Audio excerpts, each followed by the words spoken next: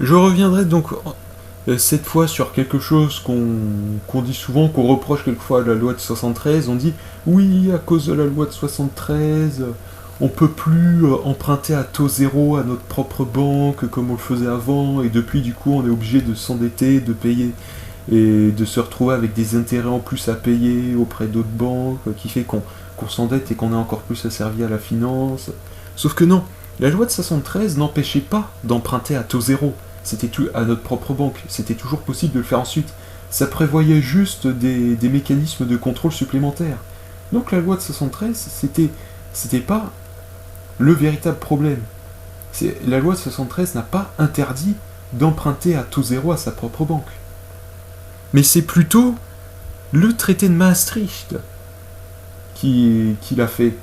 C'est le traité de Maastricht qui a demandé ça. Donc ça, on le voit notamment par l'article 123 du TFUE, qui nous dit qu'il est interdit à la Banque Centrale Européenne et aux banques centrales des États membres, si après nommé Banque Centrale Nationale, d'accorder des découvertes tout au titre de crédit aux institutions, organes ou organismes de l'Union, aux administrations centrales, aux autorités régionales locales, aux autres autorités publiques, aux autres organismes, entreprises publiques ou des États membres. L'acquisition directe auprès d'eux par la Banque Centrale Européenne ou Banque Centrale Nationale des instruments de leur dette est également interdite.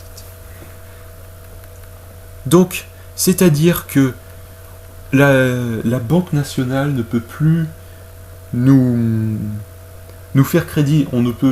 L'État ne peut plus emprunter à sa propre banque. Et donc, il ne peut plus lui emprunter à taux zéro. Donc, il est obligé d'aller emprunter sur les marchés au risque de se retrouver avec des intérêts à payer. C'est ça le problème. Donc voilà, ça signifie que l'UE légitime un peu plus encore le système usurier, le système de l'usure, en empêchant aux États d'emprunter à leur propre banque à taux zéro. Alors certes, via le système Target 2, les États peuvent emprunter directement sans intérêt et sans qu'on puisse leur refuser. Mais si vous avez vu la partie de mon article qui traite du système Target 2, vous verrez en quoi ce système est instable et pose aussi d'autres problèmes.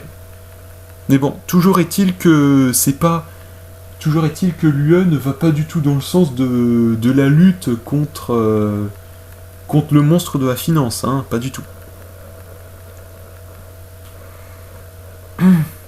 Oui, et de cet article 123, du fait de devoir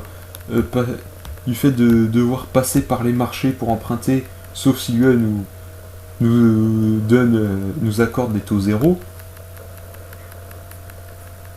eh bien ça fait que ça légitime un petit peu plus le système de l'usure et de la création monétaire ex nihilo, que je traite un petit peu plus en détail aussi dans mon article, mais moi je vais pas en traiter ici en détail parce que c'est assez technique, mais je vous conseille vivement de voir la partie de mon article qui traite de la création monétaire ex nihilo et d'autres problèmes du système financier actuel, parce que c'est un petit peu là qu'on voit la cause qu'on voit une des causes majeures, si ce n'est la première cause majeure, de pourquoi notre monde s'emballe avec la croissance, avec la dette.